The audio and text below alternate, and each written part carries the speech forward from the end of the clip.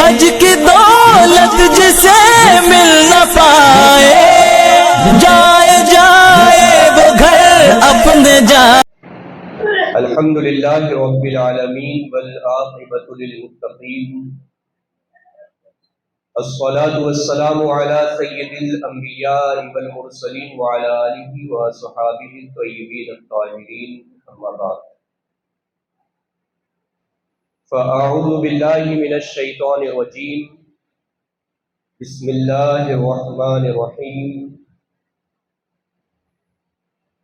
الذین آمنوا وکانوا یتقون، آمنت باللہ صدق اللہ العظیم۔ واہ کیا مرتبہ غوث ہے بالا تیرا، واہ کیا مرتبہ غوث ہے بالا تیرا، اونچے اونچوں کے سروں سے قدم اعلیٰ تیرا، سر بھلا کیا کوئی جانے کہ ہے کیسا تیرا، اولیاء ملتے ہیں آنکھیں وہ ہے طلبہ تیرا، کیا دبے جس پہ حمایت کا ہو پنجہ تیرا، شیر کو خطرے میں لاتا نہیں کتا تیرا، تجھ سے در در سے سگ اور سگ سے ہے مجھ کو نسبت، تجھ سے در در سے سگ اور سگ سے ہے مجھ کو نسبت، میری گردن میں بھی ہے دور کا ڈورا تیرا، میری قسمت کی قسم کھائے سگانے بغداد، میری قسمت کی قسم کھائے سگانے بغداد، ہند میں ہوں تو بھی دیتا رہوں پہرا تیرا، فخر آقا میں رضا اور بھی ایک نظم رفیع، چل لکھا لائیں ثنا خوانوں میں چہرہ تیرا۔ آئیے ہم اور آپ مل کر انتہائی عقیدت و احترام کے ساتھ اپنی اور ساری کائنات کے مرکز عقیدت حضور نبی رحمت شفیع امت ارواحنا فداہ صلی اللہ تعالی علیہ وسلم کی بارگاہ بقدس پناہ میں جس طریقے سے پڑھاؤ میرے ساتھ مل کر درود و سلام کی نظریں پیش کریں۔ الصلاۃ والسلام علیک یا رسول اللہ، الصلاۃ والسلام علیک یا حبیب اللہ، الصلاۃ والسلام علیک یا نبی اللہ، وعلی آلک واصحابک یا نور اللہ صلی اللہ تعالی علیہ وسلم۔ شمع رسالت کے پروانوں، ہم اور آپ یہاں پر حضور سیدنا تاجدار بغداد محبوب سبحانی غوث سمدانی سیدنا شیخ عبد القادر جیلانی رضی اللہ تعالیٰ عنہ کا ذکر خیر کرنے کے لیے جمع ہوئے ہیں۔ یقیناً یہ نورانی محفل اللہ تبارک و تعالیٰ کی طرف سے رحمت کی مستحق ہے، اور کیوں نہ ہو کہ آقا کریم نبی رحمت صلی اللہ تعالیٰ علیہ وسلم نے ارشاد فرمایا کہ انبیاء کا ذکر ہو تو وہ عبادت ہے، اور اولیاء کا ذکر ہو تو وہ گناہوں سے کفارہ ہے۔ تو یہ ہمارے لیے دونوں ہی ذکر ہے کہ درود و سلام پڑھ کر ہم اپنے آقا نبی رحمت صلی اللہ علیہ وسلم کا ذکر کرتے ہیں، حدیثیں سنا کر اپنے آقا کا ذکر کرتے ہیں، شان مصطفیٰ بیان کر کے اپنے آقا کا ذکر کرتے ہیں، گویا رب کی عبادت کرتے ہیں، شان اولیاء بتاتے ہیں، گویا کہ ہم اپنے گناہوں سے اللہ کی بارگاہ سے نجات حاصل کرتے ہیں۔ تو ہم سنیوں کو اللہ تبارک و تعالیٰ نے بے پناہ فضل و کرم سے نوازا ہے، اور الحمدللہ کہ ہم ہر طرح سے اللہ کی بارگاہ سے نجات یافتہ ہے، یہاں پر بھی اور وہاں پر بھی۔ اہل سنت کا ہے بیڑا پار اصحاب حضور نجم ہے، اور ناؤ ہے اطرت رسول اللہ۔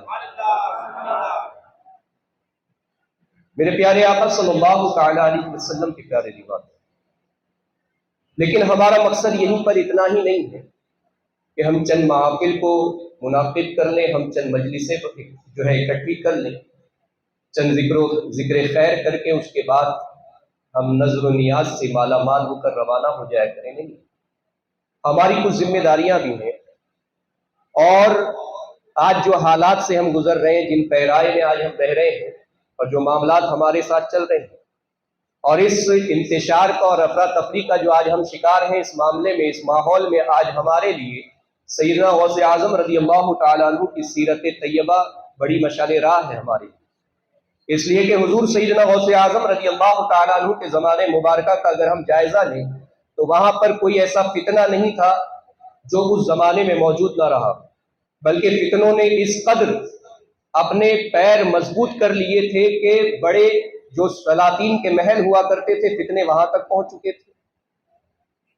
فتنوں نے بڑے بادشاہوں کو اپنے جال میں جکڑ رکھا تھا۔ حالات یہ بن چکے تھے کہ بڑے بڑے بادشاہ اور سلاطین جو تھے، جو عمرا تھے، جو رؤسا تھے اور جو حکمراں ہوا کرتے تھے، وہ سب ان فتنوں کا شکار تھے، یہاں تک کہ بغداد کے کورٹ میں، بغداد کے محل میں اس زمانے میں کوئی ایسا فرقہ نہیں تھا جو موجود نہ رہا وہ اہل سنت کے علاوہ۔ معتزلہ وہاں پر موجود تھے، روافض وہاں پر موجود تھے، تفضیلی وہاں پر موجود تھے، خوارج وہاں پر موجود تھے، قدریہ وہاں پر موجود تھے، جبریہ وہاں پر موجود تھے۔ غرض کے تمام فتنوں کا گڑھ بنا ہوا تھا بغداد کا محل، اور وہاں سے بادشاہ جو تھا وہ عیاش، جو اپنی زندگی میں مست ہوا کرتا تھا، اور اس کا حال یہ بنا ہوا تھا کہ وہ اپنی مست زندگی سے ہی مسحور تھا، اسی میں ڈوبا ہوا تھا، اور حالت یہ تھی کہ سارے فتنے اپنے سارے کام کرتے جا رہے تھے، اور اہل سنت کا حال یہ تھا کہ ہم اماموں میں اور اپنے رنگوں میں الجھے ہوئے تھے، اپنے سلاسل میں الجھے ہوئے تھے، اپنے حالات میں الجھے ہوئے تھے کہ ہم یہ ہیں، ہم بڑے ہیں، ہمارا خاندان اونچا ہے، ہمارا رتبہ اونچا ہے، ہمارا رنگ بہتر ہے، ہمارا مدرسہ سب سے زیادہ بہتر ہے، ہماری جماعت سب سے بہتر ہے، ہمارے طریقے سب سے بہتر ہیں، اسی میں الجھے ہوئے تھے۔ وہ زمانہ پرفتن دور تھا جب حضور سیدنا غوث اعظم رضی اللہ تعالیٰ عنہ بغداد کی سرزمین پر قدم رنجا فرماتے ہیں، تشریف لاتے ہیں حضور سیدنا غوث اعظم رضی اللہ تعالیٰ عنہ۔ فتنوں سے بھرا ہوا زمانہ، اور ایسے زمانے میں کہ جب چاروں طرف سے فتنے گھیرے ہوئے ہوں ہمیں، تو اس زمانے میں اگر ہم اتحاد کرنے کے لیے نکلیں گے تو ہمارا اتحاد جو ہے ہمیں فائدہ نہیں پہنچائے گا۔ آج وہی بات کا نعرہ لگایا جا رہا ہے کہ سب متحد ہو جاؤ، شاید اس کی بنا پر، اتحاد ہو جانے کی بنا پر، یا پھر متحد ہو جانے کی بنا پر ہم جو ہے کامیاب ہو جائیں اور ہم تمام فتنوں کا مقابلہ کر سکیں، تو یہ بہت جو ہے ہمارے لیے پریشان کن بات ہوگی کہ ہم ایک پریشانی سے چھٹکارا پانے کے لیے ایک دوسری اور نئی پریشانی میں مبتلا ہو جائیں۔ یہ بات آپ ہمیشہ یاد رکھیے گا کہ اہل سنت کے درمیان میں کبھی انتشار نہیں رہا، اہل سنت کے درمیان ہمیشہ اتحاد رہا ہے۔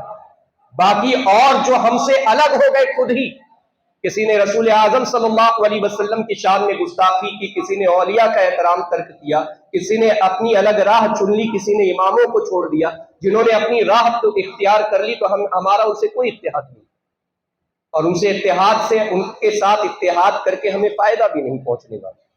تو ایسے زمانے میں کہ جب ہم چاروں طرف سے فتنوں میں گھیرے ہوئے ہیں، اس زمانے میں حضور غوث اعظم رضی اللہ تعالیٰ عنہ کا طرز عمل، آپ کی مبارک زندگی جو ہے ہمارے لیے مشعل راہ ہے۔ آپ کا طرز عمل کیا تھا؟ آپ کی زندگی مبارکہ کیا تھی؟ آپ نے جب جیلان سے بغداد کا سفر فرمایا ہے اور اپنی والدہ سے جب رخصت ہوئے تو والدہ نے انہیں ایک ایسا عمل عطا فرمایا کہ حضور سیدنا غوث اعظم رضی اللہ تعالیٰ عنہ فرماتے ہیں کہ میں نے اپنی والدہ سے جن 2 عمل کی اجازت حاصل کی، ان 2 عمل پر جب تک میں پوری زندگی کاربند رہا اور میں پوری زندگی پابند رہا، اور اللہ تبارک و تعالیٰ نے اس پر عمل کرنے کی وجہ سے مجھے بڑے درجات عطا فرمائے۔ وہ عمل کیا تھا؟ اپنی والدہ سے آپ نے حاصل کیا تھا اکل حلال و صدق مقال، کہ ہمیشہ حلال کھانا اور سچ بولنا۔ یہ 2 عمل حاصل کیا تھا حضور سیدنا غوث اعظم رضی اللہ تعالیٰ عنہ نے، کہ حلال کھانا اور ہمیشہ سچ بولنا۔ اور سچ کا واقعہ تو آپ نے سنا ہی ہے کہ جب ڈاکوؤں نے حضور سیدنا غوث اعظم رضی اللہ تعالیٰ عنہ کے قافلے پر حملہ کیا تھا، اور اس وقت آپ نے جس طریقے سے سچ کا مظاہرہ فرمایا کہ وہ اشرفیاں جو آپ کے بغل میں سیدھی گئی تھی، آپ کی گدڑی میں سیدھی گئی تھی، جسے تلاش کرنے پر بھی نہیں ڈھونڈ پائے تھے وہ ڈاکو، وہ لٹیرے، اور کیسے ڈھونڈ پاتے؟ یہ وہ دامن ہے کہ جس میں چور آ جائے تو وہ چھپ جاتا ہے، نظر نہیں آتا۔ یہ وہ دامن ہے جس میں مجرموں کو چھپا لیا جائے تو فرشتے تلاش نہ کر پائے۔ تو اس دامن میں اشرفیاں چھپی ہے، ڈاکو کیسے ڈھونڈ سکتے ہیں؟ یہ وہ دامن ہے کہ جہاں پر بڑے بڑے گناہگار سہارا تلاش کر رہے ہیں، پناہ تلاش کر رہے ہیں۔ یہ وہ دامن ہے کہ حضور غوث اعظم نے قیامت تک کے لیے اپنے مریدین کے لیے پھیلا دیا ہے کہ مریدی لا تخف کہہ دیا کہ اے میرے مرید نہ گھبرانا، میں تمہارے لیے موجود ہوں۔ یہ حضور غوث اعظم رضی اللہ تعالیٰ عنہ کی شان ہے۔ تو وہ ڈاکو کیا تلاش کرتے کہ ان کے گدڑی میں کیا چھپا ہوا ہے؟ دنیا تو اشرفیہ دیکھ رہی تھی، دنیا تو اشرفیاں دیکھ رہی تھی، وہ اشرفیاں تلاش کر رہے تھے، وہ خزانہ تلاش کر رہے تھے، لیکن انہیں کیا پتا تھا کہ اس در سے آج وہ خزانہ ملنے والا ہے کہ اس سے دنیا بھی سنور جانی ہے اور آخرت بھی سنور جانی ہے۔ وہ تلاش کرنے آئے تھے اور حضور غوث اعظم رضی اللہ تعالیٰ عنہ نے سچ کا سہارا لیا اور فرمایا کہ میرے پاس اشرفیہ موجود ہے، تلاش کر لو۔ تلاش کرنے نہیں مل رہی ہے، ڈھونڈو تو صحیح، اس دامن سے لپٹو تو صحیح، پھر تمہیں کیا ملنا ہے اس کا نظارہ تم بعد میں دیکھو گے کہ یہ دربار سے تمہیں کیا عطا کیا جانا ہے۔ حضور غوث اعظم رضی اللہ تعالیٰ عنہ کو جب سردار کے پاس لے جایا گیا، آپ نے وہاں بھی سچ کا مظاہرہ فرمایا، گویا کہ اپنے مریدوں کو اپنے عمل کے ذریعے بتا رہے کہ میرے مریدوں سچ کے دامن سے ایسے لپٹے رہنا کہ بڑے بڑے ظالم بھی اگر تمہارے سامنے آ کر کھڑے ہو جائیں تو تمہارا بال بھی بیکار نہ کر پائے، تم اس سے لگے رہنا، لپٹے رہنا، اللہ تبارک و تعالیٰ تمہارا ساتھ دینے والا ہے، اللہ تمہاری مدد کرنے والا ہے۔ لیکن آج ہم مریدین کا کیا حال ہے کہ ہم کاروبار کر رہے ہیں تو جھوٹ بول رہے ہیں، ہم کسی سے رشتہ جوڑ رہے ہیں تو جھوٹ بول رہے ہیں، ہم کسی کے ساتھ دوستی کر رہے ہیں تو جھوٹ بول رہے ہیں۔ حالات تو یہ ہو گئے کہ بھائی آج سیل فون ہمارے پاس آ گیا ہے اور وہ تو جھوٹ کا جو ہے بہت بڑا ذخیرہ بن چکا ہے ہمارے لیے، کہ راستے میں پہنچ رہے ہیں، تاخیر ہو رہی ہے، پتا ہے کہ لیٹ ہو جاؤں گا، لیکن بول دیے کہ یہاں پھنسا ہوں، وہاں پھنسا ہوں، یہاں پہنچ گیا ہوں، یہ کراس کر لیا، وہ کراس کر لیا۔ کیا حاصل ہونا ہے اس جھوٹ سے؟ جھوٹ بولنے سے کچھ حاصل نہیں ہونے والا، لیکن اگر سچ بول دیا تو رب کا در مل جائے گا۔ اور اللہ کے رسول صلی اللہ علیہ وسلم نے فرمایا ہے، مفہوم ہے اللہ کے پیارے رسول صلی اللہ علیہ وسلم کا کہ فرمان کا کہ بندہ سچ بولتا ہے اور سچ بولتا رہتا ہے یہاں تک کہ اللہ کی بارگاہ میں صادق لکھ دیا جاتا ہے، صدیق لکھ دیا جاتا ہے، اور جھوٹ بولتا ہے یہاں تک کہ کذاب لکھ دیا جاتا ہے۔ تو اللہ کی بارگاہ سے جو صدیق لکھ دیا گیا سچ بولتے بولتے، تو اندازہ لگائیں کہ صدیقین کا مقام و مرتبہ کیا ہے، اتنا اونچا مقام ہے صدیقین کا، اور جو صدیق لکھ دیا گیا تو اس کا مقام کتنا اونچا ہو گیا۔ تو سچ کا دامن کبھی نہ چھوڑیں، یہ ایک عظیم عمل ہے جو حضور سیدنا غوث اعظم رضی اللہ تعالیٰ عنہ نے ہمیں عطا فرمایا۔ صدق مقال، سچ کا آپ نے مظاہرہ فرمایا، سچ کو تھامے رکھا، اور اس کے نتیجے میں کیا ہوا؟ وہ 40 ڈاکوؤں کو اللہ تبارک و تعالیٰ نے راہ ہدایت عطا فرمایا، ان سب نے توبہ کی، اللہ کی بارگاہ میں مقام ولایت حاصل کر لیا۔ حضور غوث اعظم رضی اللہ تعالیٰ عنہ ابھی مدرسے میں پہنچے نہیں ہیں، ابھی اعلیٰ تعلیم کے حصول کے لیے آپ نے مکتب کے دروازے کو کھولا نہیں ہے، ابھی آپ نے بہت بڑا علم یا بہت سارے جو ہے منصب یا بہت ساری خلافتیں حاصل نہیں کی ہیں، لیکن پیدا ولی بن کر ہوئے تھے، پیدا ولی بن کر ہوئے۔ اور یہ ولی کی شان ہوتی ہے کہ جہاں قدم رکھتا ہے وہاں کی تقدیر بدل دیا کرتا ہے، یہ ولی کی شان ہوتی ہے کہ جہاں پہنچتا ہے وہاں کے مزاج بدل دیتا ہے، یہ ولی کی شان ہوتی ہے کہ گناہ گار اس کے پاس آ جائے تو وہ اسے گناہوں سے دور کرتا ہوا نظر آتا ہے۔ آج ہم کیوں اولیاء کے دامن سے لپٹے رہتے ہیں کہ کبھی نہ کبھی ان کی نگاہ رحمت ہم پر پڑے گی تو کبھی نہ کبھی ہماری تقدیر بدل ہی جائے گی۔ تو یہ اولیاء کی شان ہوتی۔ حضور غوث اعظم رضی اللہ تعالیٰ عنہ نے اپنا کام جاری رکھا تھا، اپنا کام جاری رکھا تھا، اور ان 40 لوگوں کو توبہ کرائی آپ نے، انہیں راہ حق دکھائی آپ نے، یہاں تک کہ خود فرماتے کہ وہ پہلی جماعت تھی ان ڈاکوؤں کی جنہوں نے سب سے پہلے میرے ہاتھ پر توبہ کی۔ لاکھوں کی تعداد میں آپ کے دست اقدس پر لوگوں نے ایمان قبول کیا، اور کروڑوں کی تعداد میں آپ کے دست اقدس پر گناہ گاروں نے توبہ کی ہے۔ یہ شان ہے حضور غوث اعظم رضی اللہ تعالیٰ عنہ۔ تو صدق مقال کا یہ حال تھا اور عقل حلال کا یہ عالم تھا کہ حضور غوث اعظم رضی اللہ تعالیٰ عنہ جب تک اپنی کمائی کا کچھ نہ ملتا تب تک آپ کھانا بھی نہیں کھاتے تھے،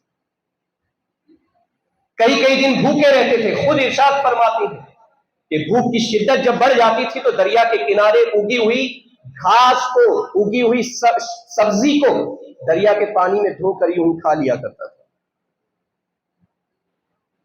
فرماتے کہ 25 سال وہ کچی سبزیاں کھانے کی وجہ سے میرا جسم ہرا ہو چکا تھا، اللہ کی بارگاہ میں قرب حاصل کرنے کے لیے، اللہ کے قریب ہونے کے لیے، اللہ کی رضا حاصل کرنے کے لیے حضور غوث اعظم رضی اللہ تعالیٰ عنہ نے اس قدر تکالیف اٹھائی ہیں، برداشت کی ہیں۔ اگر آپ چاہتے تو اپنے علم کا مظاہرہ فرماتے، آپ چاہتے تو اپنے مرتبے کا مظاہرہ فرماتے، آپ چاہتے تو جا کر کوٹ میں بیٹھ جاتے، اس محل میں بیٹھ جاتے بادشاہ کے کہ مجھے بھی کوئی منصب دے دیا جائے، آپ کو بھی منصب مل جاتا، اور حاضر ہوا تھا سلطان خود آپ کی بارگاہ میں۔ اور عالم یہ تھا کہ جب حضور سیدنا غوث اعظم رضی اللہ تعالیٰ عنہ نے بولنا شروع کیا، تقریر شروع فرمائی، پہلے تو آپ تقریر نہیں فرماتے تھے، لیکن جب اللہ کے رسول صلی اللہ علیہ وسلم نے خواب میں آ کر تلقین فرمائی کہ شہزادے تقریر کیا کرو، عرض کرتے یا رسول اللہ صلی اللہ علیہ وسلم میرے سامنے سب عرب ہوتے ہیں اور میں عجمی، ان زبان والوں کے سامنے میں اپنی زبان کہاں کھولوں؟ اللہ کے رسول صلی اللہ علیہ وسلم نے 7 مرتبہ اپنا لعاب دہن اقدس حضور غوث اعظم کے دہن میں ڈالا اور فرمایا تقریر کرو۔ دوسرے روز خواب میں مولا کائنات تشریف لائے، 6 مرتبہ اپنا لعاب دہن ڈالا اور کہا شہزادے تقریر کرو۔ آپ نے عرض کی کہ نبی رحمت صلی اللہ علیہ وسلم نے تو 7 مرتبہ لعاب ڈالا تھا، آپ نے 6 مرتبہ ڈالا۔ کہا ہم میں کون حضور کی طرح ہے، ہم میں کون نبی کی طرح ہے؟ گویا کہ خود اہل بیت کے لوگ، خود مولا کائنات فرما رہے ہیں کہ ہم نبی کی طرح نہیں ہو سکتے، اور تفضیلی اگر اولیاء کو یا پھر اہل بیت اطہار کو انبیاء کی طرح ملائے تو وہ کیسے اہل سنت سے ہو سکتے ہیں اور کیسے اہل بیت کے ماننے والے ہو سکتے ہیں؟ جبکہ خود حضرت مولا کائنات ہمیں اپنا عقیدہ دے رہے ہیں کہ ہم حضور کے جیسے نہیں ہیں۔ نبیوں کی شان اعلیٰ ہوتی ہے، نبیوں کی شان اعلیٰ ہوتی ہے، ہم ان کی طرح نہیں۔ غرض کہ حضور سیدنا غوث اعظم رضی اللہ تعالیٰ عنہ نے جب تقریر شروع فرمائی تو فرماتے کہ پہلے تو 3-4 لوگ مجلس میں بیٹھا کرتے تھے، لیکن پھر یہ تعداد بڑھتی گئی تو مسجد چھوٹی پڑنے لگی، تو حضور غوث اعظم نے جامع مسجد میں اپنا ممبر بچھایا، جامع مسجد بھی بھرنے لگی تو پھر عیدگاہ میں اپنا ممبر بچھایا، اور پھر جب عیدگاہ بھی بھر گیا تو پھر آپ نے اپنا ممبر شہر کے باہر بڑے میدان میں لگایا، اور ایک مجلس میں 70 ہزار لوگ موجود ہوا کرتے تھے۔ جو آواز پہلے بیٹھا شخص سنتا تھا وہی آواز آخری شخص کو بھی سنائی دیتی تھی۔ یہ کرامت ہے غوث اعظم، اور حضور غوث اعظم تو سراپا کرامت ہے، سراپا کرامت ہے حضور سیدنا غوث اعظم رضی اللہ عنہ۔ کہ کرامت کا ظہور آپ سے ہو رہا ہے، اور بڑے بڑے کرامتی جو ہیں آپ ہی کے در سے فیض پا کر بن رہے ہیں، اور کیوں نہ ہو، خود اللہ تعالیٰ نے فرمایا لوگ جو کرامتوں کا انکار کرتے ہیں وہ قرآن سے سنیں کہ رب تعالیٰ نے خود فرمایا لقد کرمنا بنی آدم، کہ بے شک ہم نے بنی آدم کو کرامت کا تاج عطا فرمایا، کہ بنی آدم کو کرامت کا تاج دیا گیا ہے، کہ آدم کی اولاد کو باقاعدہ اللہ تعالیٰ نے اپنا کرم عطا فرمایا، اور کرم جس پر ہوتا ہے اسی سے کرامتوں کا ظہور ہوتا ہے۔ اور آپ اندازہ لگائیں کہ ہم سب آدم کی اولاد ہے، ایک نبی کی اولاد ہے، آدم صفی اللہ کی اولاد ہے، وہ سلسلہ چلا ہے حضرت نوح نجی اللہ تک، اور پھر ہم ان کی اولاد میں سے، ایک نبی کی اولاد میں سے ہیں۔ تو اندازہ لگائیں کہ اللہ تعالیٰ نے نبی کی آل ہونے کی بنا پر پوری آدم کی اولاد کو کرامت کا تاج عطا فرما دیا، اور اس میں بھی جو اللہ تعالیٰ کی بارگاہ سے جتنا قریب ہوگا اس کے لیے وہ تاج یعنی وہ مقام جو ہے اتنا عظیم ہوگا، اتنا عظیم ہوگا۔ آج عام انسانوں کو دیکھ لو، ایمان کی کمزوری ہے، کئی ایمان بھی نہیں ہے، حالت یہ عمل کی خرابی، اس کے باوجود جو ہے چاند پر کمندے ڈال رہے ہیں، سورج کی شعاؤں کو قید کر رہے ہیں، غرض کے طرح طرح کے جو ہے کرشمے دکھا رہا ہے انسان، ہواؤں میں اڑ رہا ہے انسان، پانی پر چل رہا ہے انسان۔ یہ سب کیا ہے؟ یہ لقد کرمنا بنی آدم کا صدقہ ہے، یہ سب صدقہ ہے اس آیت کریمہ کا، جو اللہ تعالیٰ نے آدم کی اولاد کو تاج عطا فرمایا۔ تو جب ایک عام انسان کے جس کے پاس ایمان کی دولت بھی نہ ہو، جس کے پاس عمل کی خرابیاں بھی موجود ہوں، اس کے بعد بھی اگر وہ بڑے بڑے کرشمے دکھا سکتا ہے، تو جن لوگوں پر اللہ تعالیٰ کا انعام نازل ہوا ہے، جنہیں اللہ تبارک و تعالیٰ نے اپنے محسنین بندوں میں شامل فرمایا ہے، اندازہ لگائے کہ اللہ تعالیٰ نے انہیں کیا مقام و مراتب عطا فرمائے ہیں۔ وہ کرامتیں کیوں نہیں دکھا سکتے؟ پھر وہ ہواؤں میں کیوں نہیں اڑ سکتے؟ پھر وہ پانی پر کیوں نہیں چل سکتے؟ پھر وہ دریا میں ڈوبی ہوئی کشتی کو کیوں نہیں تیرا سکتے؟ پھر وہ مردہ کو کیوں نہیں زندہ کر سکتے؟ یقیناً کر سکتے ہیں، کیونکہ اللہ تعالیٰ نے جو جیسے درجے سے اللہ کے قریب ہوگا اسے ویسا تاج عطا فرمائے گا۔ تو حضور سیدنا غوث اعظم رضی اللہ تعالیٰ عنہ کی بارگاہ میں 70 ہزار لوگ بیٹھا کرتے تھے، اور 400 طلبہ اور علماء اور اساتذہ مدارس کے ایسے ہوا کرتے تھے جو حضور غوث اعظم رضی اللہ تعالیٰ عنہ کے فرامین کو لکھا کرتے تھے۔ اب ظاہر سی بات ہے، فتنوں کا دور تھا، تو فتنوں کو برداشت تھوڑی ہوگا کہ حق کا سورج طلوع ہو رہا ہے، وہ کیسے چاہیں گے کہ یہ سورج جو ہے ہماری تاریکی کو یہ گم کر دے، وہ کیسے چاہیں گے کہ یہ سورج جو ہے ہماری تاریکی کو چھپا دے۔ انہوں نے بادشاہ کے پاس، سلطان کے پاس شکایت کی کہ کوئی جیلان سے آیا ہوا باشندہ ہے اور یہاں پر جو ہے بہت زیادہ عوام کو لے کر اکٹھا کر رہا ہے، کہیں وہ تمہارے خلاف بغاوت تو نہیں کر رہا ہے۔ سلطان نے کہا ٹھیک ہے جاؤ دیکھو۔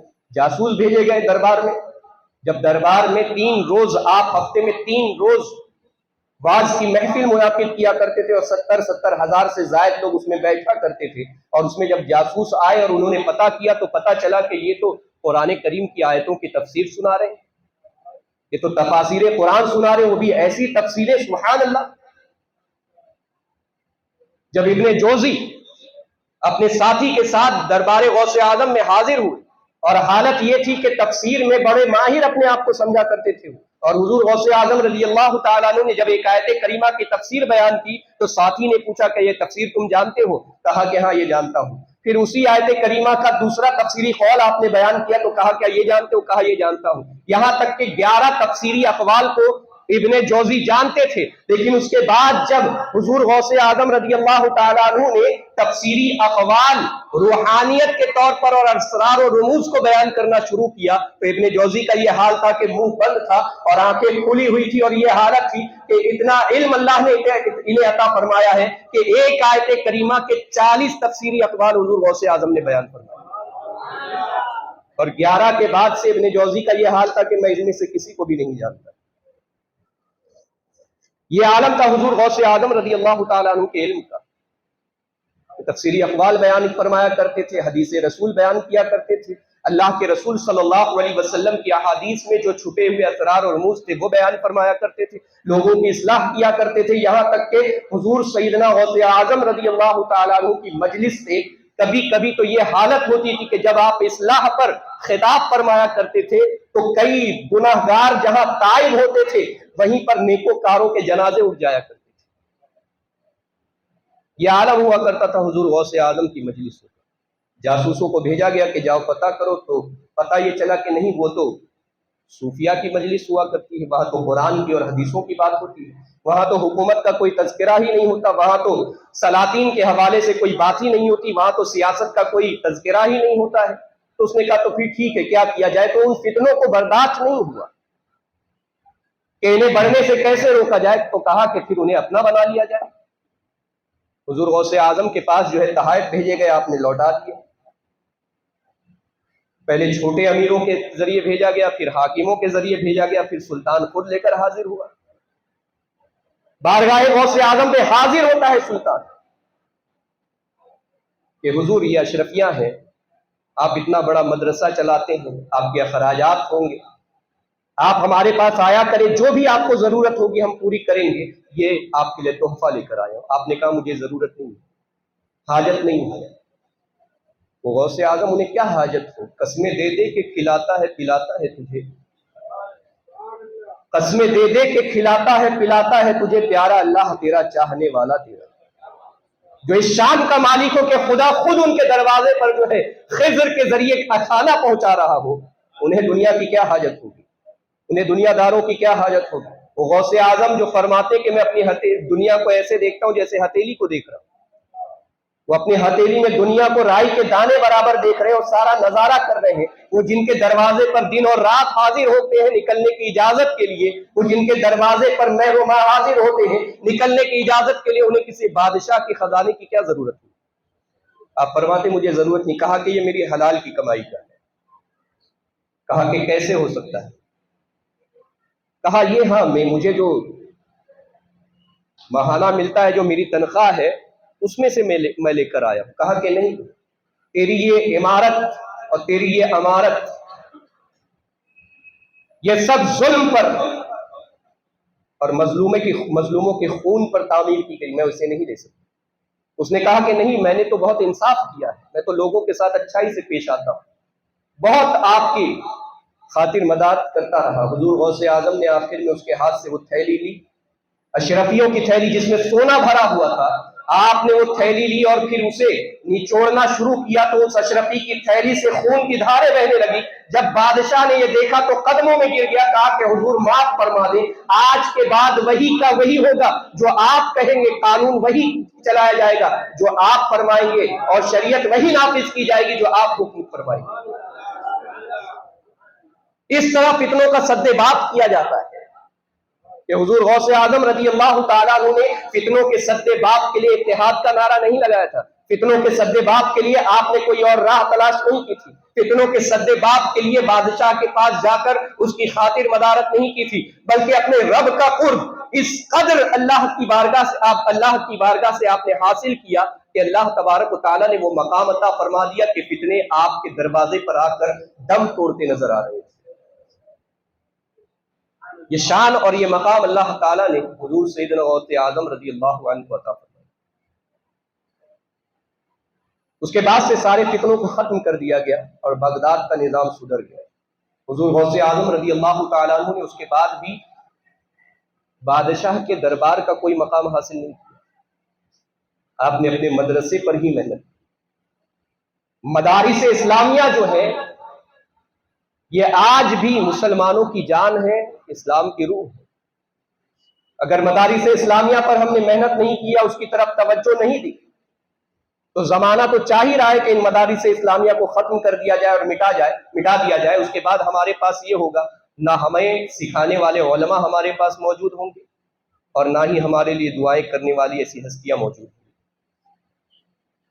تو مدارس اسلامیہ کا قیام اور مدارس اسلامیہ میں اپنے بچوں کو تعلیم دلانا بے پناہ ضروری ہے۔ یہ نہ سمجھے کہ مدرسے میں جو ہے غریب بچے اور غریب طلبہ جو ہے تعلیم حاصل کریں گے اور ہم انہیں جو ہے زکوٰۃ کے پیسے پر پالتے رہیں گے اور ان سے ثواب حاصل کرتے رہیں گے اور ہمارے بچوں کو ہم ڈاکٹر انجینئر بنائیں گے۔ آپ بناؤ اپنے بچوں کو ڈاکٹر اور انجینئر، لیکن اس کے ساتھ ساتھ قرآن اور حدیث کی تعلیم بھی آپ انہیں سکھاؤ۔ آپ اپنے بچوں کو ایڈوکیٹ بناؤ، لیکن اس کے ساتھ ساتھ رسول اعظم صلی اللہ علیہ وسلم کے انصاف کا طریقہ بھی انہیں بتاؤ، تاکہ وہ کورٹ میں کھڑے ہو کر کسی بے گناہ پر کو جو ہے گناہ گار ثابت کرنے میں نہ لگے یا کسی گنہگار کا ساتھ دینے کے لیے کھڑے نہ ہو، بلکہ وہ انصاف کا ترازو ہر وقت لے کر کھڑے رہے۔ رزق دینے والا اللہ ہے اور وہ انہیں کہیں سے بھی عطا فرمائے گا۔ تو بنائیں اپنے بچوں کو عالم دین بنائیں، حافظ قرآن بنائیں، اور اس کے ساتھ ساتھ آپ انہیں ڈاکٹر بنانا چاہتے ہیں وہ بھی بنائیں، پروفیسر بنانا چاہتے ہیں وہ بھی بنائیں۔ پھر دیکھیں دین میں ہمارے لوگوں کے اندر کس قدر تبدیلی آئے گی اور کس قدر سے ہمارا ماحول بدلے گا۔ یہ مت سمجھے کہ ہم جو ہے سیاست میں چلے جائیں گے، نیتا بن جائیں گے تو اس کے بعد ہمارا وقار اونچا ہو جائے گا، ہم فلاں جگہ پہنچ جائیں گے تو ہمارا وقار اونچا ہو جائے گا۔ نہیں، تم اللہ کی بارگاہ سے قریب ہو جاؤ، اللہ ہی تمہیں اپنی زمین کا مالک بنانے والا ہے، تم اس سے قریب ہو جاؤ، وہ جب چاہے گا تمہیں مالک بنا دے گا۔ تمہیں یہاں وہاں بھاگنے کی دوڑنے کی ضرورت نہیں ہے، تم اللہ کے ہو جاؤ، اللہ تمہارا ہوگا، پھر وہ جو چاہے گا تمہیں عطا فرمائے گا۔ حضور سیدنا غوث اعظم رضی اللہ تعالیٰ عنہ مدرسے پر بہت محنت کی، یہاں تک کہ آپ نے اپنے مدرسے کو، اپنے دارالعلوم کو ایسی برکتوں سے بھر دیا تھا کہ ایک شاگرد حاضر ہوا اور کہتا ہے کہ حضور میں نے خواب میں اپنے باپ کو دیکھا کہ وہ جہنم کی آگ میں جل رہا ہے۔ آپ نے فرمایا کیا اس نے میرے مدرسے سے تعلیم حاصل کی ہے؟ کہا نہیں۔ کہا کیا وہ کبھی میرے مدرسے میں آیا ہے، کبھی ٹھہرا ہے؟ کہا نہیں۔ کہا کبھی گزرا ہے یہاں سے؟ کہا کہ ہاں ایک بار مجھے کھانا دینے کے لیے آئے تھے، مجھ سے ملاقات کے لیے آئے تھے۔ کہا بس ٹھیک۔ دوسرے روز وہ شاگرد حاضر ہوتا اور عرض کرتا ہے حضور میں نے اپنے والد کو جنت کے باغ میں ٹہلتے ہوئے دیکھا۔ یہ شان حضور غوث اعظم رضی اللہ تعالیٰ عنہ کے مدرسے کی، اور یہ وہ معمولی مدرسہ نہیں تھا، یہ وہ عظیم مدرسہ تھا کہ اسی مدرسے کے 70,000 طلبہ جو تھے हुजूर गौसे आजम के 70,000 मुरीदीन जो थे वो सलाहुद्दीन अयूबी की फौज में शामिल होकर के अल-कुद्स की फतह के लिए निकले थे और अल्लाह ने उन्हें फतह अता फरमाई। वो कादरी ही थे, वो सलाहुद्दीन अयूबी यहाँ वहां का तालीम याफ्ता नहीं था, अगरचे उसने हुजूर गौसे आजम का जमाना नहीं पाया, लेकिन उसने उसी मदरसे से तालीम हासिल की और वो फैज हासिल किया कि अल्लाह ने उसे अल-कुद्स का हाकिम बनाया और अल-कुद्स को जो है मस्जिद अक्सा को जालिमों के हाथ से अल्लाह ताला ने आजाद करवा दिया। आज भी मैं यकीन से कहता हूं कि अगर ये कादरी आज हुजूर गौसे आजम के नक्शे कदम पर चलने वाले बन जाए तो आज भी अल-कुद्स कादरियों के ही जरिए से अल्लाह ताला फतह अता फरमाएगा। ये हुजूर गौसे आजम के मदरसे की बरकतें हैं, उनका फैज है, जिन्होंने कयामत तक के लिए अपने मुरीदीन पर अपने करम का साया फैला दिया है और मुरीदीन अगर उनके करम के साए से दूर भागेंगे तो तबाह होंगे और अगर उनके करम के साए में आ गए तो मैं यकीन से कहता हूं कि अल्लाह ताला उन्हें मरातिब भी अता फरमाएगा और अपनी जमीन पर गलबा भी अता फरमाएगा।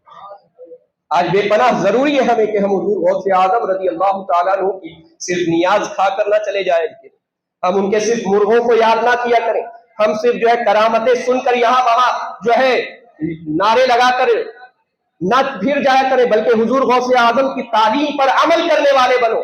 अगर हमने तालीमात पर अमल किया हुजूर गौसे आजम की और आपकी सीरत को अपनी जिंदगी में शामिल कर लिया तो मैं यकीन से कहता हूं कि अल्लाह ताला हमारे दौर को बहुत जल्द बदल देगा, बहुत जल्द बदल देगा और ये होगा इंशाअल्लाह। इस्लाम के लिए गलबा अल्लाह ताला ने अता फरमाया, मुसलमानों के लिए गलबा और इज्जत अल्लाह ने अता फरमाई और ये होगा कि बहुत जल्द एक ऐसा इनकलाब बर्पा होगा कि जिसकी बिना पर दुनिया देखेगी कि मुसलमान किस मकाम पर थे और कहां पहुंच चुके।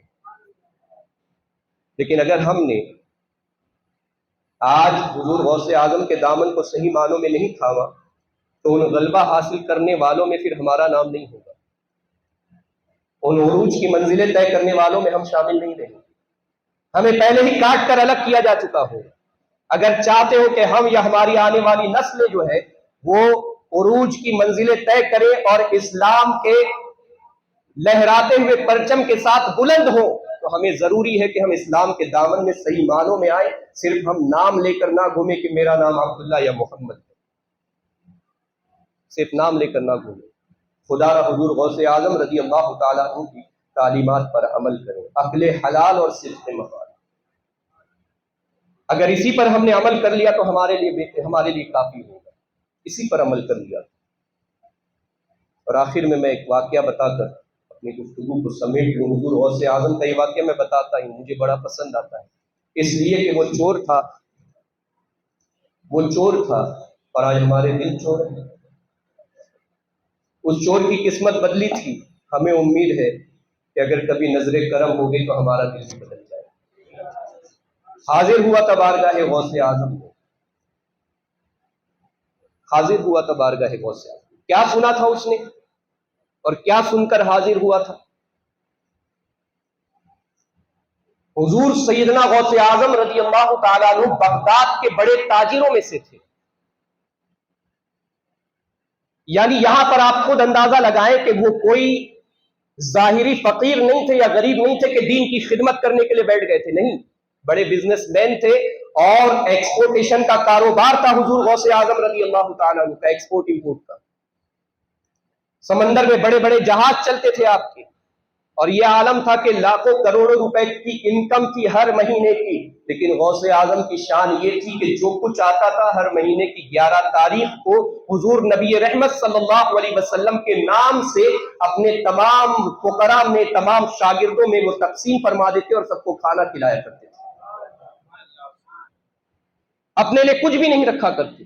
ये शान थी हुजूर गौसे आजम रज़ी अल्लाहु अन्हु। आज तो अल्लाह ने हम में से कितनों को कितना नवाजा है और हम ये समझते हैं कि अगर हमारे पास मर्सिडीज आ गई, हमारा बंगला तैयार हो गया, हमारे पास महल बन गया है, हम बहुत बड़े कारोबारी हैं, तो अब इसके बाद हमें जो है दीन की तरफ देखने की जरूरत नहीं। ये तो गरीबों का ठिकाना है, ये तो गरीबों का ठिकाना है। मक्का के कुरैश ने भी यही समझा था कि इनके दीन से तो ये फकीर और गरीब जुड़ रहे हैं, लेकिन फिर अल्लाह ने दिखा दिया कि तुम बड़े बड़े उमरा एक गड्ढे में पड़े हुए हो और ये फुकरा जो है ये दुनिया पर राज करते नजर आ रहे हैं। تو دین کو یہ نہ سمجھو کہ یہ فقیروں اور غریبوں کا ٹھکانہ ہے. اللہ تعالیٰ اس دین کے ذریعے جسے چاہے گا اسے غلبہ اور قوت عطا فرمائے گا. تو ہمیں یہ نہیں سمجھنا ہے کہ ہم جو ہے مالدار ہو گئے تو ہمیں دین سے کوئی سروکار نہیں. بہت کر لیں گے بھائی، 5 وقت کی نماز مسجد میں حاضر ہو کر ادا کر لیں گے. بہت کر لیں گے ہم جو ہے مدرسوں میں کہیں کھانا بھجوا دیں گے، کہیں مرغے اور بکرے بھجوا دیں گے، ہم نے دین کا بڑا کام کر لیا. نہیں، دین سے آپ کو ایسے جڑنا ہے کہ آپ کی زندگی سے وہ دین ظاہر ہونا چاہیے. صحابہ کرام بڑے بڑے تاجر تھے، انہوں نے ہندوستان میں آ کر کے اسلام کو باقاعدہ اجتماعات کر کر کے یا محفلیں سجا کر کے نہیں پھیلایا، بلکہ وہ تجارت کرنے آتے تھے اور جب پلٹتے تھے تو کئیوں کو مسلمان بنا چکے ہوتے تھے. وجہ کیا تھی؟ جب وہ کاروبار کرتے تھے تو ان کے کاروبار کا انداز جو تھا وہ قرآنی تھا. وہ جب لوگوں سے باتیں کرتے تھے تو ان کی باتیں سنت رسول کے موافق ہوا کرتی تھی. وہ جب چلا کرتے تھے تو ان کا انداز جو ہے نبی رحمت صلی اللہ علیہ وسلم کے انداز کو ظاہر کیا کرتا تھا.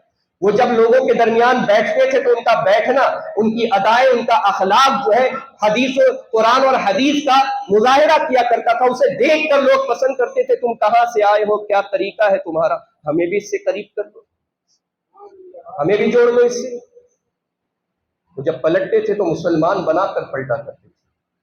اور آج ہمارا حال کیا ہے؟ ہم بڑے کاروباریوں کے ساتھ بیٹھے تو بھائی ڈھابوں کو ہم آباد کر رہے ہیں. حال یہ ہو گیا کہ وہاں پر پہلے کھانا کھانے جایا کرتے تھے، اب حقہ پینے جاتے ہیں.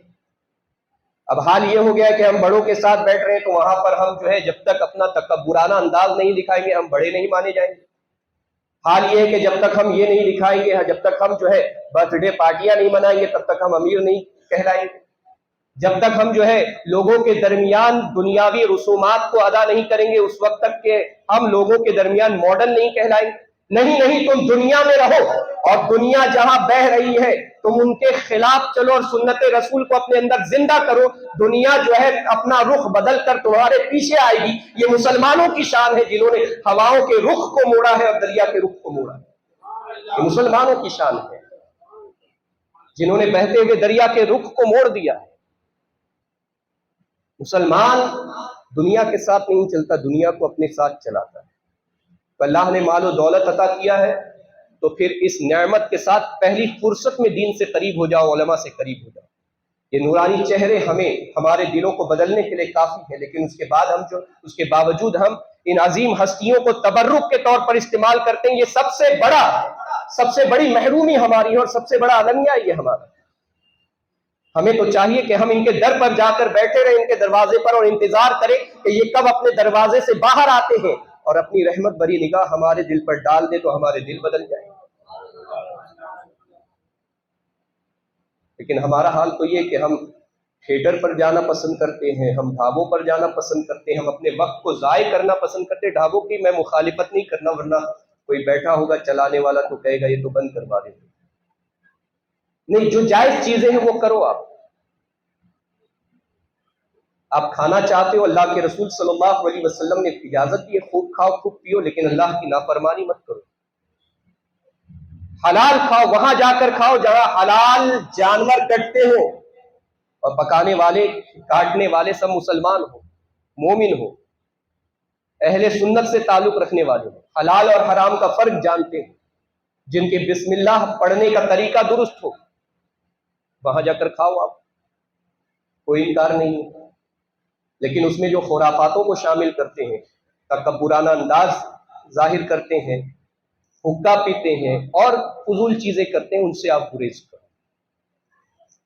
تو حضور سیدنا غوث اعظم رضی اللہ تعالیٰ عنہ بڑے تاجر تھے، بڑے بزنس مین تھے، لیکن جو کچھ آتا تھا سب راہ خدا میں خیرات کر دیتے تھے. یہ تیسرا عمل آپ کو دے رہا ہوں میں، ایک اکل حلال، دوسرا صدق مقال، اور یہ تیسرا عمل لوگوں کو کھانا کھلانا.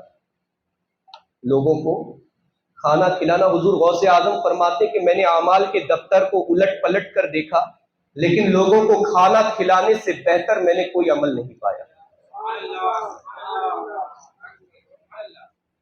لیکن یہ عمل فرائض کے بعد ہے.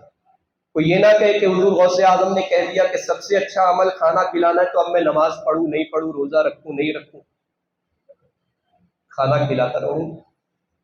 اولیاء کرام جو بھی عمل کی تعریف فرمائیں وہ فرائض کے بعد ہی ہوگا. علماء کسی نفل عمل کی نصیحت فرمائیں وہ فرائض کے بعد ہی ہوگا. تو فرائض کے ساتھ ساتھ لوگوں کو کھانا کھلانے کی عادت اپنے اندر ڈالیں. یہ 3 عمل پیدا کریں کہ حلال کھائیں گے، سچ بولیں گے اور لوگوں کو کھانا بھی کھلائیں گے، حلال کھلائیں گے بھی انشاءاللہ. یہ چیز دیکھ کر اس چور نے، اس لٹیرے نے یہ سوچا کہ جب لوگوں کو اتنا دیتے ہیں تو خود کتنا رکھے ہوں گے. جب لوگوں کو اتنا بانٹتے ہیں تو خود کے گھر میں کتنا ہوگا. ارے وہاں کی دھول بھی مل گئی تو اس میں بھی سونا نکل آئے گا. لیکن اسے کیا پتا تھا کہ یہ صرف بانٹتے ہیں، یہ رکھتے نہیں ہیں. یہ تو لوگوں میں بانٹنے کے لیے تشریف لائے ہیں، یہ جمع کرنے کے لیے نہیں آئے ہیں. یہ اللہ انہیں عطا کرتا ہے، یہ بانٹتے ہیں. اس نبی کی اولاد ہے جنہیں اللہ نے قاسم بنایا ہے. وہ اپنے نبی کی سنت پر عمل کرتے ہیں کہ اللہ دیتا ہے اور یہ بانٹتے ہیں. تو جب وہ پہنچا اور کچھ نہ ملا، پریشان ہو گیا. حضور غوث اعظم رضی اللہ تعالیٰ عنہ کی ناراضگی پہلے ظاہر ہوئی، اندھا ہو گیا، کچھ نظر نہ آیا. پھر آپ نے اپنی ناراضگی کو کم کیا اور فرمایا کچھ لینے آیا ہے تو کچھ دے کر ہی بھیجا جائے. جب لینے آیا ہے تو دے کر بھیجا جائے. یہ دربار ایسا عظیم دربار ہے کہ جہاں مانگنے والوں کو خالی ہاتھ لوٹایا ہی نہیں جاتا. لینے آیا تھا خزانہ اللہ کے پیارے رسول صلی اللہ علیہ وسلم کے صدقے میں. حضور غوث اعظم رضی اللہ تعالیٰ عنہ نے اسے خزانہ لٹانے والا بنا کر بھیجا. اور ایک جگہ کے کتب کا انتقال ہو گیا تھا، آپ نے فرمایا جا تجھے وہاں کا کتب بنا دیا. تو یہ دربار غوث اعظم ہے، یہاں سے کسی کو محروم نہیں کیا جاتا. اس در سے سچی لو لگائے کہ ہمارا دل بدل جائے اور ہمارے حالات بدلیں. حضور غوث اعظم کا ہی کرم ہوگا تو انشاءاللہ تعالی یہ دشمنان اسلام جو ہے یہ برباد ہوں گے اور اللہ تعالی مسلمانوں کو غلبہ عطا فرمائے گا. وآخر دعوانا الحمدللہ رب العالمین. السلام علیکم ورحمۃ اللہ وبرکاتہ.